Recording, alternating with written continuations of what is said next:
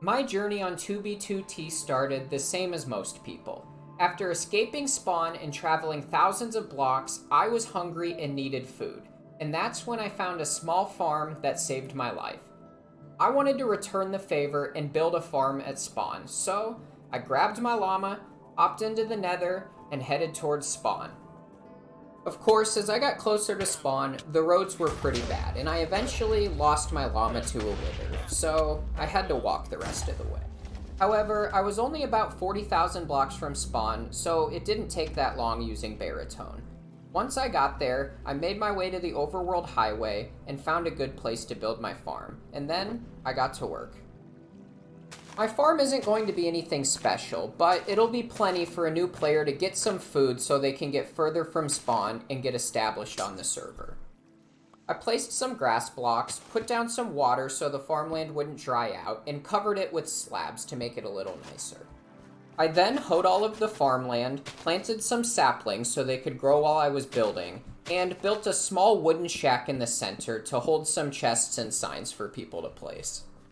After that, I planted all of the seeds and used bone meal on them so I wouldn't have to wait while they grew, and then I decorated the farm with some hay bales. I put the rest of my resources in a chest and tried to spawn some chickens, but I only had 2 eggs and didn't have any luck. So I placed some signs encouraging players to take from the farm, and my farm is finished. I think it looks pretty nice. It's nothing special, but it definitely stands out in the barren wasteland this close to spawn.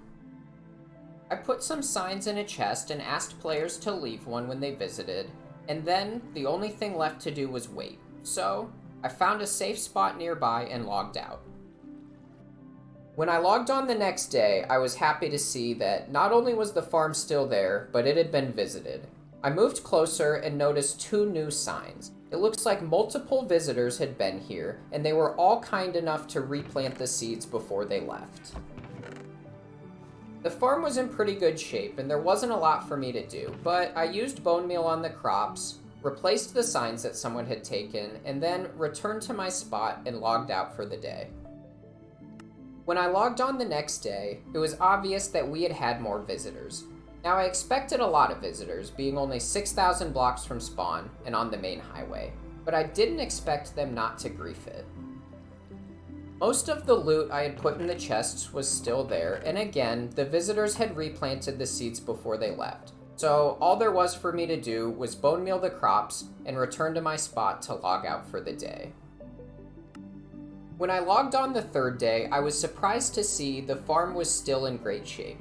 Again, we had had visitors, and some of them had left signs, but they didn't do any damage, and they replanted the seeds before they left. And someone had even added a couple things to the chest.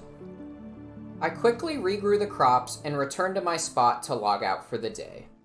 When I had this idea, I wasn't sure what would happen, but I wasn't expecting numerous visitors over the course of 3 days with no grief attempts. However, when I logged in on the 4th day, the inevitable had happened.